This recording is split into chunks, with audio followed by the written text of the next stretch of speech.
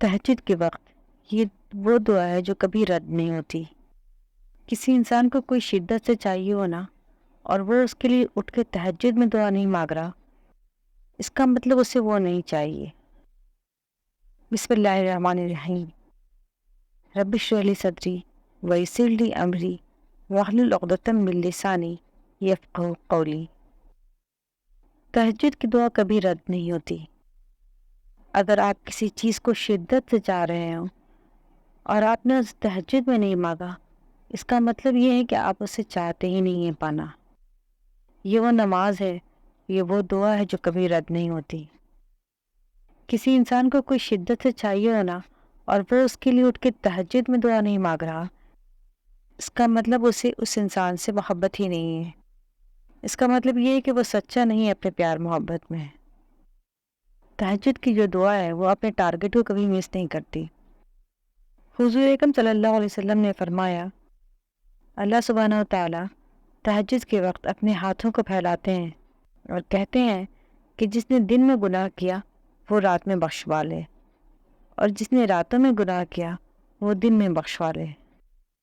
اور یہ ہوتا رہے گا جب تک سورج مغرب سے طلوع نہ ہو جائے۔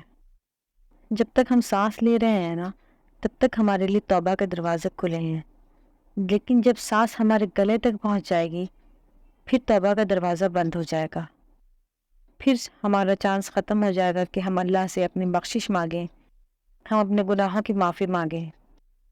اس لیے جو انسان وضو کر کے اور رات کے اذکار کر کے سویا تو اس کی جب بھی رات میں آنکھ کھلے گی وہ جو دعا کرے گا وہ قبول ہوگی انشاءاللہ۔ ہماری کتنی دفعہ آنکھیں کھلتی ہیں رات میں لیکن ہم دعا نہیں کرتے ہیں۔ ہماری آنکھ کھلی تو ہم نے کروٹ بدلا، کچھ سوچا، ٹائم دیکھا اور پھر سو گئے۔ تو کوشش کریں کہ وضو کر کے رات کے اذکار کر کے سوئیں، اور جب بھی آنکھ کھلے دعا کر لیں، انشاءاللہ اللہ تعالیٰ ضرور قبول کریں گے۔ وہ کون سی سچویشن ہے جہاں پہ دعا قبول ہوتی ہے؟ نمبر 1، سجدہ۔ انسان اللہ تعالیٰ سے سب سے زیادہ قریب سجدے کی حالت میں ہوتا ہے، تو اسے چاہیے کہ سجدے میں کثرت سے دعا مانگیں۔ اور ہم لوگ کیا کرتے ہیں؟ 3 دفعہ سبحان ربی الاعلیٰ پڑھ کے اٹھ جاتے ہیں، 5 دفعہ پڑھ لی، یا پھر کسی کو بہت زیادہ ایمان تازہ ہو گیا تو اس نے 7 دفعہ پڑھ لی۔ تو سجدے میں جو دعا مانگنی ہے مانگیں، جو بھی دعا مانگیں یہ خیال رکھیں کہ وہ دعا عربی میں ہو۔ اپنے بیٹے کے لیے مانگیں، اپنے اولاد کے لیے، اپنے رزق کے لیے، اپنی مغفرت کے لیے، جو بھی دعا مانگنی ہے آپ سجدے کی حالت میں مانگیں۔ اس وقت آپ اللہ سے بہت زیادہ قریب ہوتے ہیں۔ سب سے زیادہ قریب ہم سجدے کی حالت میں ہوتے ہیں اللہ سے۔ بہت ساری دعائیں ہیں جو ہمارے رسول نبی کریم صلی اللہ علیہ وسلم نے ہمیں سکھائی ہیں۔ بہت ساری دعائیں قرآن میں ہیں جو رزق کے لیے ہیں، جو مغفرت کے لیے ہیں، جو دنیا اور آخرت دونوں کی بھلائی کے لیے ہیں، ماں باپ کے لیے ہیں، اولاد کے لیے ہیں۔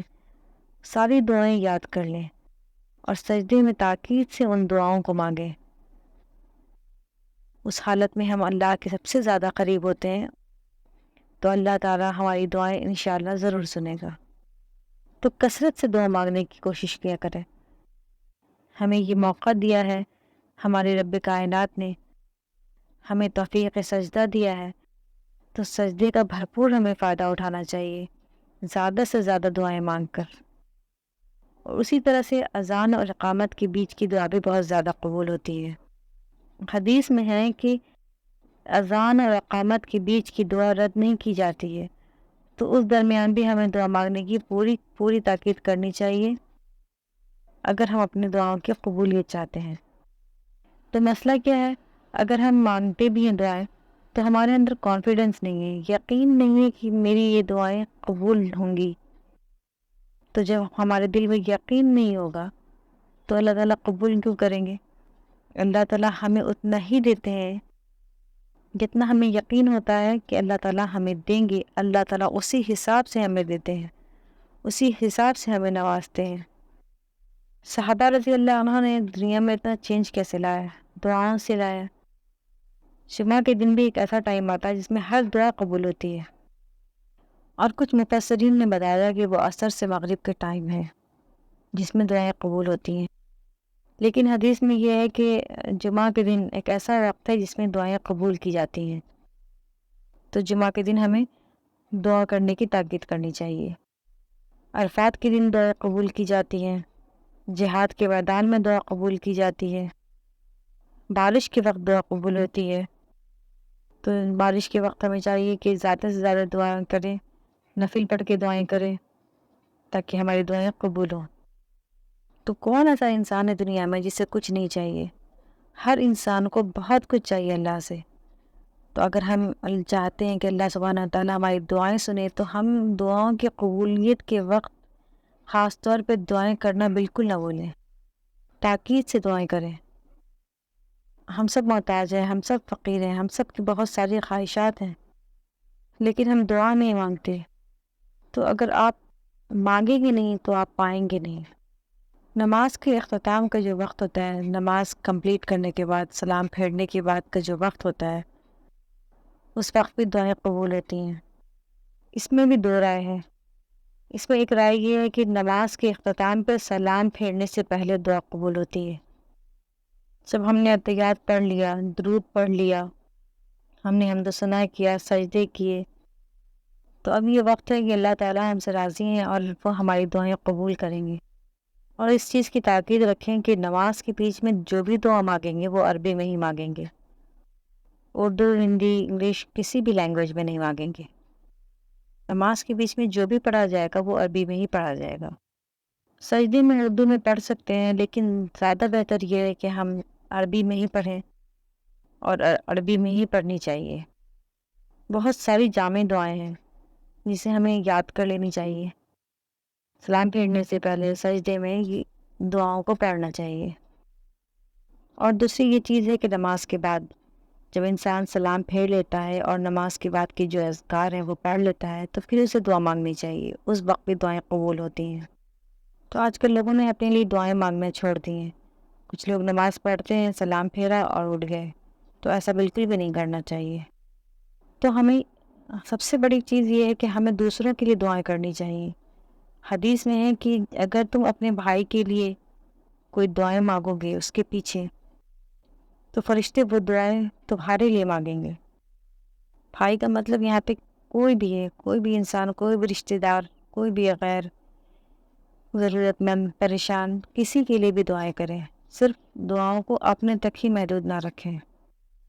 تو اگر ہم یہ دعائیں کرتے ہیں کہ اللہ میرے بھائی کو رزق دے، اس کو عزت دے، اس کو نیک بنا، تو میں تو بہت گناہ گار ہوں، شاید میری دعائیں قبول نہ ہوں، لیکن فرشتے تو اللہ تعالیٰ کے نورانی مخلوق ہیں، ان کے تو کوئی گناہ نہیں، تو ان کی دعا شاید میرے لیے قبول ہو جائے۔ اس لیے کسی کے پیچھے دعا مانگیں، دوسروں کے لیے دعائیں مانگیں۔ زمزم پیتے وقت بھی دعائیں قبول ہوتی ہیں۔ تو حدیث میں یہ ہے کہ جب انسان زمزم پیے تو جو دعا مانگے اللہ تعالیٰ قبول کرتے ہیں۔ عبداللہ بن عمر رضی اللہ عنہ جب زمزم پیتے تھے تو کیا دعا مانگتے تھے؟ اللہم انی اسألک علما نافعا ورزقا طیبا وشفاء من کل داء۔ اے اللہ مجھے علم نافع عطا کر، رزق عطا کر اور شفا عطا کر ہر حال میں۔ تو یہ دعا بہت جامع دعا وہ مانگتے تھے۔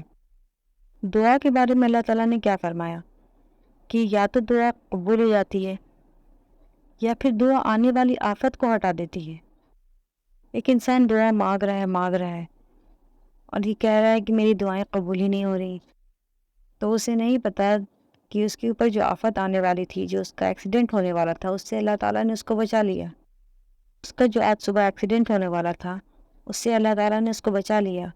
اس کی جو ٹانگ ٹوٹنے والی تھی اس سے اللہ تعالیٰ نے اس کو بچا لیا، اس کی دعا کی برکت سے۔ اس کے بچے کو جو آج گرنا تھا، اس کو جو چوٹ لگنی تھی، اس کو اللہ تعالیٰ نے بچا لیا دعا کی برکت سے۔ تو انسان بہت جلد باز ہوتا ہے، وہ اپنی دعاؤں کو قبول ہوتا ہوا فوراً دیکھنا چاہتا ہے، لیکن اللہ تعالیٰ نے اس کے بدلے اسے کتنا بڑا انعام دیا، اس کی کتنی بڑی پریشانی سے اس کو بچا لیا، وہ یہ چیزیں نہیں سمجھ پاتا ہے۔ تو اللہ تعالیٰ یا تو دعا قبول کر لیتے ہیں یا اس کی وجہ سے اس کے اوپر آنے والی آفت کو ٹال دیتے ہیں۔ اگر وہ بھی نہ ہو تو کیا کرتے ہیں؟ قیامت کے دن اسے بہت بڑے بڑے بہترین ایوارڈ دیتے ہیں، بہت بڑے بڑے اجر دیتے ہیں۔ قیامت کے دن ہر انسان اس وقت یہ کہے گا کہ کاش دنیا میں میری کوئی بھی دعا قبول نہ ہوئی ہوتی۔ اتنے سارے اجر، اتنے سارے ایوارڈ، اتنے درجات بلند دیکھے گا تو وہ سوچے گا کہ کاش رب العالمین ہماری کوئی بھی دعا دنیا میں قبول نہ کرتے، وہ ساری آخرت کے لیے رکھ دیتے۔ قیامت کے دن کچھ لوگ آئیں گے اور اللہ تعالیٰ ان کو ان کے اجر دے دے گا۔ وہ پوچھیں گے یا اللہ اتنی بڑی نیکی، اتنا بڑا اجر؟ اللہ رب العزت کہے گا کہ یہ پہاڑوں جیسے اجر ہے نا، وہ تمہارے ہیں۔ وہ کہے گا کہ یا اللہ اتنا بڑا ریوارڈ میں نے تو لے لیا۔ تو اللہ رب العزت کہیں گے کہ اے میرے بندے، جو تیری دعائیں قبول نہیں ہوئی تھی نا دنیا میں، یہ ان کا اجر ہے۔ تو وہ یہ وش کرے گا کہ کاش یا اللہ میری کوئی دعا دنیا میں قبول نہ ہوتی۔ تو دعائیں کبھی ضائع نہیں ہوتی، یا دعائیں مل جائیں گی یا قبول ہو جائیں گی، یا وہ کسی آفت سے آپ کو بچا لی جائیں گی، یا پھر اس کو قیامت کے دن نیکیوں کے پہاڑ کی صورت میں آپ کو عطا کرے گا۔ اس لیے دعاؤں کی قبولیت کا جو وقت ہے اس میں ہر حال میں ہمیں دعائیں مانگنی چاہیے، اگر ہم دنیا اور آخرت دونوں کی بھلائی چاہتے ہیں۔ اللہ میرا، آپ کا، ہم سب کا حامد و ناصر ہے۔ صدق اللہ العظیم۔